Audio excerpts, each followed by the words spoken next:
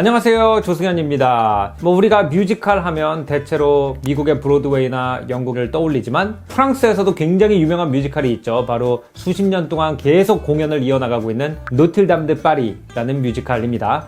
이 오리지널 캐스트가 얼마 전에 한국을 방문해서 큰 화제가 됐는데 저도 개봉 바로 다음날 표를 구해서 보고 왔습니다.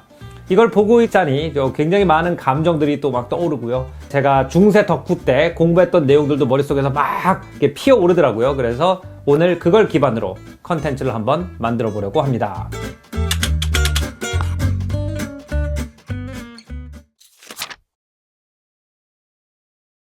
사실 제가 9살인가 10살 때 처음으로 유럽을 갔었고 그때 여러 유럽 건물들을 봤지만 딱 기억에 남는 건물 두 개가 있어요. 그 중에 하나는 이제 바티칸에 있는 성 베드로 성당이고 또 하나는 노틀담 대성당이에요. 제가 처음에 프랑스어로 독서를 하기 시작했을 때 읽은 책도 노틀담과 관련이 있어요. 조르지 뉴비라고 하는 역사가가 쓴 Le Temps des Cathédrales, 대성당의 시대라는 책인데 그 대성당의 시대라는 그 역사책의 제목과 이 노틀담 드 파리 뮤지컬의 첫 번째 곡의 제목이 똑같죠. 저는 이제 처음에 프랑스에 가서 중세 성당들이 마을마다 우뚝 서 있고 마을마다 남아있는 거를 보고 굉장히 놀랐었습니다. 특히 이제 제가 유적지를 좋아하니까 렌탈카를 빌려가지고 파리 인근 지역들을 갖다 막 돌아다니다 보면 예를 들어서 가장 큰 성당이 있는 동네 중에 하나가 샤르트라는 동네인데 쭉 차를 타고 가다 보면은 거대한 이렇게 평야가 있고 그 뒤에 성당 탑이 이렇게 보이기 시작하거든요. 근데 와, 다 왔다 라고 생각을 하는데 옆에 표지판이 지나가요. 샤르트로 37km 남았음. 그러니까 그 정도로 사람들이 멀리서까지 저 성당 탑만 보면은 저쪽이 그 동네구나 라고 알아볼 수 있어요. 지금까지도. 그러니까 고층 건물이 없고 고속도로가 없던 중세기 같은 경우에는 이 성당이 얼마나 그 마을의 아이덴티티와 깊은 관련이 있는지 우리가 상상해 볼 수 있겠죠. 그렇기 때문에 이제 오랫동안 지금처럼 에펠탑이라든지 몽파나스 타워 같은 더 높은 건물이 지어지기 전에는 사람들이 파리에 올 때도 노틀담의 꼭대기가 보이기 시작하면 저기가 파리구나, 거의 다 왔구나 라고 생각을 했을 겁니다. 실제로 뮤지컬의 배경이 될 때쯤 만들어진 책이 있어요. 그림책이 있는데 Très Richelieu, Duc de Berry라는 이렇게 책이 있습니다. 일종의 캘린더예요. 거기도 파리가 나오고 그 주변에 사람들이 농사 짓는 모습이 나오는데 거기가 파리라는 걸 알아볼 수 있는 딱 두 개의 랜드마크가 하나는 루브르 궁, 지금 루브르 박물관의 윗모습이 보이고요. 그 다음에 노틀담 성당의 종탑 두 개가 보입니다.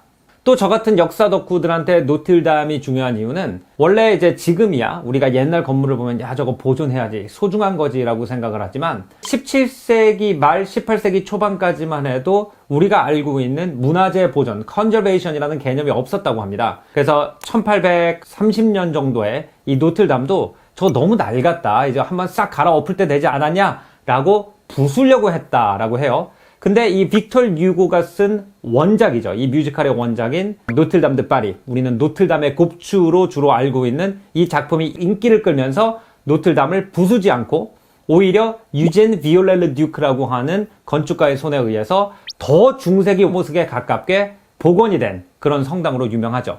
그렇기 때문에 우리가 어떻게 보면은 유럽 곳곳을 다니면서 오늘날까지 중세의 흔적이 복원되어 있는 모습을 볼 수 있는 것이 이 뮤지컬의 원작 덕분이기도 하고 노틀담이라는 성당 덕분이기도 해요.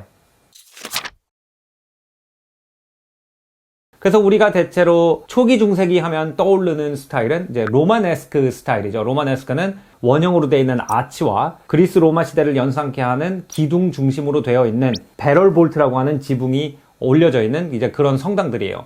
그리고 그런 성당들 같은 경우에는 주로 민중한테 열려있던 성당이 아니고 수도원이나 아니면 산티아고 순례길에 순례자들이 출입하던 성당, 그러니까 엘리트들만을 위한 성당이었다는 거죠. 하지만 이제 고딕 성당도 처음에는 이제 수도원에서 시작을 하죠. 프랑스 북쪽에 있는 프랑스 왕들의 묘역이었던 쌍드니라는 수도원에 있던 아베 슈제라고 하는 그 수도원장이 하나님은 빛인데 성전에 이렇게 빛이 안 들어서 되겠냐 라는 생각을 해서 점점 기둥 같은 걸 갖다 얇게 만들고 스테인드 글래스를 넓게 만들어 가지고 가장 많은 빛이 한 번에 성당 안으로 쏟아져 들어올 수 있는 건축 스타일을 이제 개발한 거에서 고딕 스타일이 출발했다라고 얘기를 흔히 합니다. 그리고 쌍드니에서 어떻게 보면 바로 옆이었기 때문에 그 당시 파리의 주교였던 모리스 드 설리라고 하는 사람이 그 스타일을 그대로 받아서 노틀담이라고 하는 성당을 만들었다고 해요.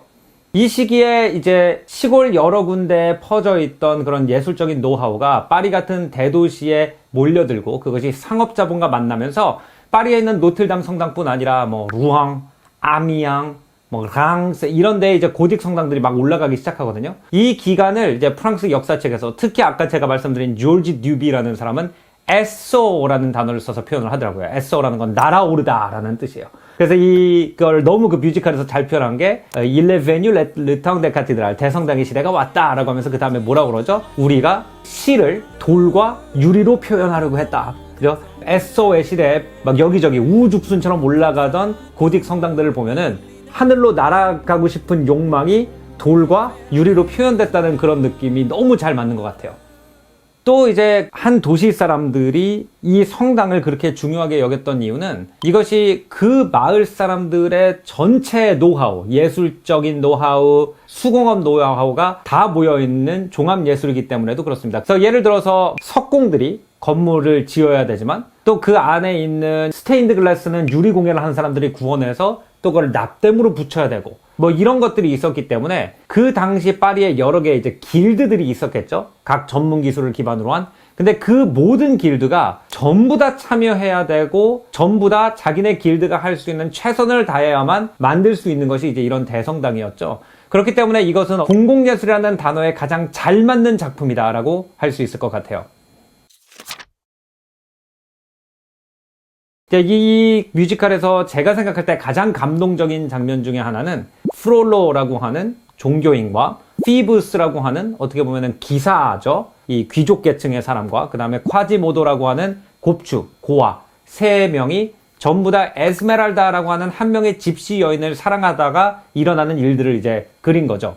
그래서 이 뮤지컬의 첫 번째 막의 거의 마지막 장면을 보면은 프롤로와 피부스와 콰지모도 세 명이 서 있고 그 셋 다 이제 에스메랄다에 대한 어떤 찬가를 이제 부르고 있습니다. 그리고 가운데 에스메랄다가 누워있는 엄청나게 멋진 장면이 있는데 이거를 보면은 참 재밌는 상징적 플레이인 것 같아요. 왜냐면 일단 그 성당의 이름이 노트담이잖아요. 프랑스어로 노트는 우리의라는 뜻이고 담은 마님이라는 뜻이죠. 그러니까 그 성당이 어떻게 보면 파리 모든 파리장들이 사랑하는 여성이다. 왜냐면은 이 에스메랄다가 보헤미엔이라고 묘사가 됩니다. 보헤미엔은 말 그대로 번역하면은 보헤미아 출신의 여성이라는 뜻이죠.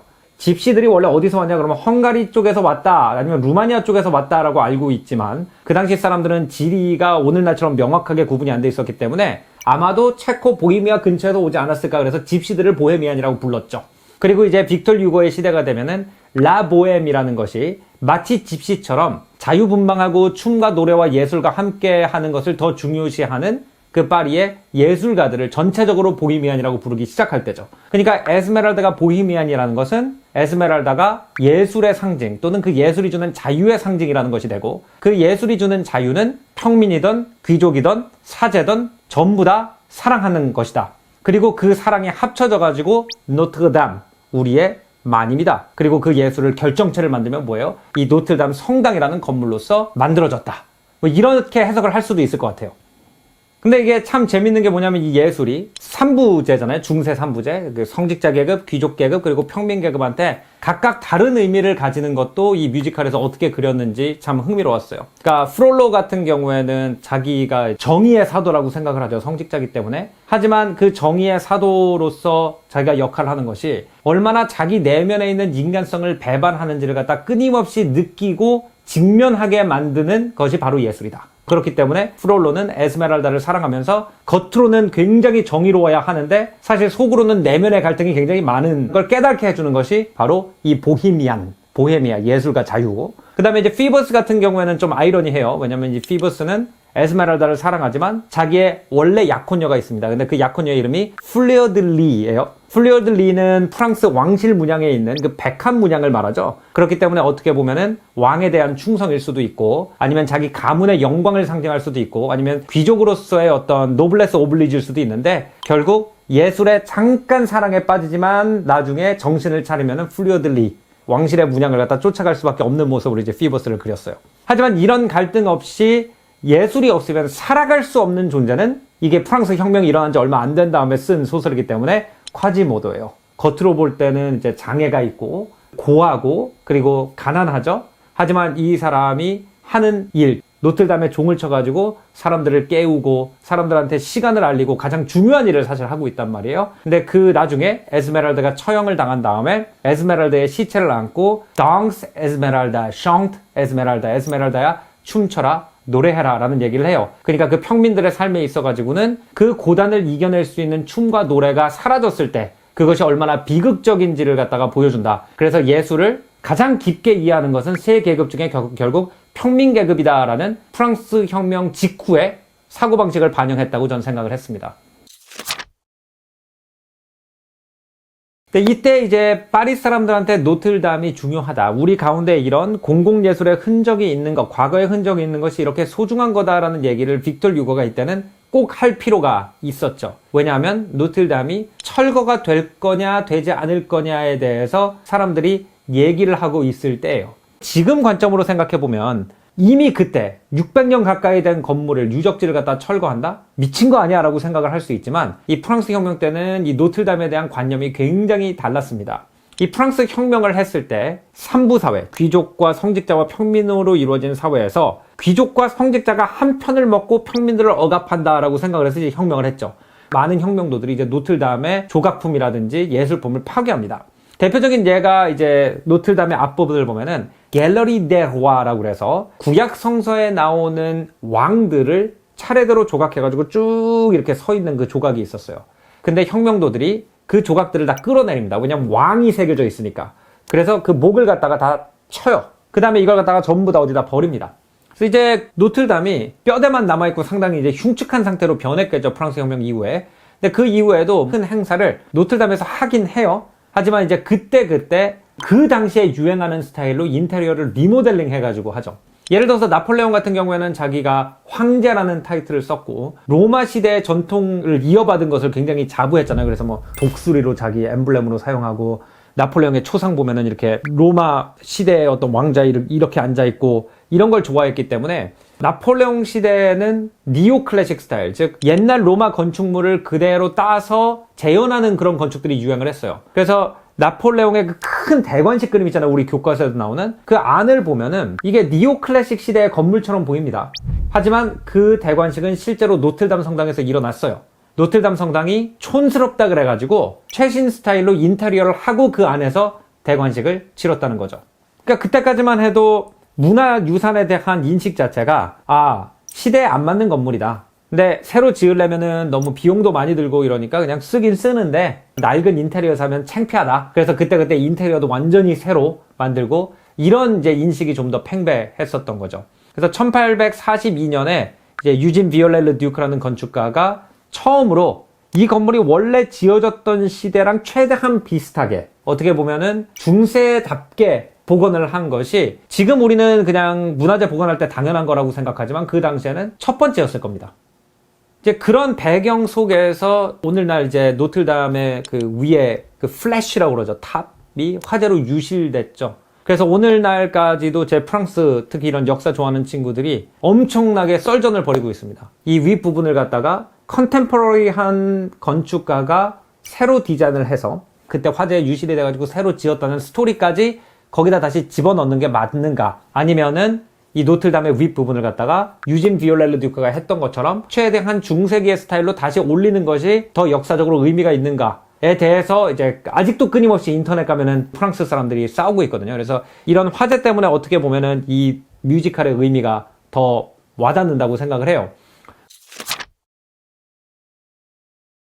그때 제가 만약에 이 뮤지컬을 봤다면은 정말 이 대목에서 울었을 것 같다라고 하는 곡이 있어요. 그래서 그 곡과 함께 오늘 에피소드 마무리하려고 합니다.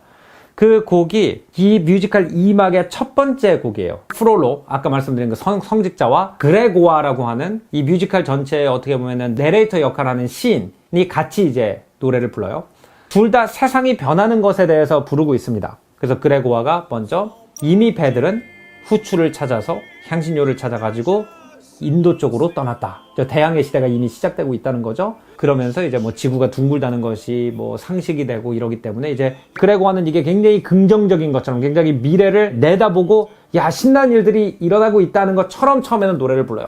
그 다음에 이제 프롤로는 이제 루터가 신약 성서를 새로 쓸 것이다. 새로 쓴다는 건 이제 라틴어로밖에 없던 신약 성서를 독일어로 출판할 거라는 얘기죠. 옛날에는 대성당에서 같이 듣는 내용을 가지고 종교 생활을 했기 때문에 분열이 없었는데 각자 책을 읽기 때문에 이제 분열의 시대가 올 거다라고 얘기를 하면서 미래를 우려하죠. 세상은 항상 바뀌는데 야, 미래가 정말 신날 거야 라고 생각하는 사람과 미래가 정말 우려된다라고 생각하는 사람은 아직도 있고, 두 명이 쭉 노래를 부르다가 이런 얘기를 합니다. 교과서와 성경이 성전, 대성당을 죽일 것이다. 인쇄기가 발달해가지고 책이 많아져가지고 각자 자기의 세상을 자기 스스로 해설하기 시작하면 모든 사람들이 다 모여가지고 노트담 같은 걸 만들어가지고 세상에 대한 이해를 표현할 니즈가 없어진다. 더 이상 어떻게 보면은 대성당이 주는 감동이 필요 없어진다. 그게 노래 속에 들어있는데 저는 그게 이 뮤지컬 전체에서 가장 충격적이고 약간 놀라운 노래였던 것 같아요. 그러면서 맨 마지막에 이제 두 명이 합창으로 스시 튜에라 슬라, 이것이 저것을 죽인다. 새로운 것이 나와가지고 옛날 것은 물러가고 이것이 저것을 죽이고 아이들이 태어나서 커나가면서 부모한테 반항하면서 부모의 세상은 사라지고 아이들의 세상이 오고 또 그 아이들이 태어나서 그 위 부모한테 반항하면서 세상이 돌아가는구나. 그래서 이제 수십 년이 지났음에도 계속 시대는 바뀌기 때문에 이 뮤지컬의 감동이 계속 되는구나 라고 생각을 해서 오늘 카메라 켜봤습니다. 그럼 제가 감명 깊게 들었던 그 2막의 첫 번째 곡 플로랑스, 르네상스의 발상지 피렌체죠. 플로랑스 들으면서 오늘 에피소드 마무리하겠습니다. 다음번에는 더 재밌는 문화 역사 이야기로 여러분 찾아뵐 테니까요. 구독, 좋아요 많이 눌러주시고요. 전 다음 시간에 뵐게요. 안녕히 계십시오.